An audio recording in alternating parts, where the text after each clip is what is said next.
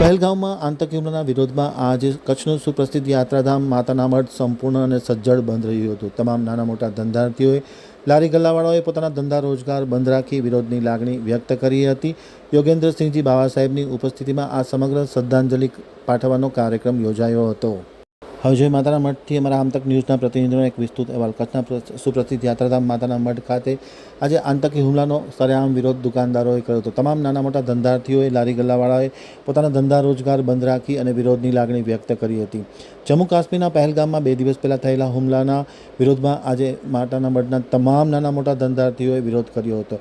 મઢના જાગીર અધ્યક્ષ યોગેન્દ્રસિંહજી રાજાબાવાની હાજરીમાં વિશેષ શ્રદ્ધાસુમન પાઠવવા માટેના એક કાર્યક્રમનું પણ આયોજન કરવામાં આવ્યું હતું, જેમાં મોટી સંખ્યામાં સ્થાનિક વેપારીઓ, કાર્યકર્તાઓ ઉપસ્થિત હતા. તમામ નાના મોટા ધંધાર્થીઓ, લારી ગલ્લાવાળાઓ વગેરે પોતાના ધંધા રોજગાર બંધ કરી અને ઉઘાડો વિરોધ કર્યો હતો. આજે માતાનું મઢ સંપૂર્ણપણે બંધ રહ્યું હતું.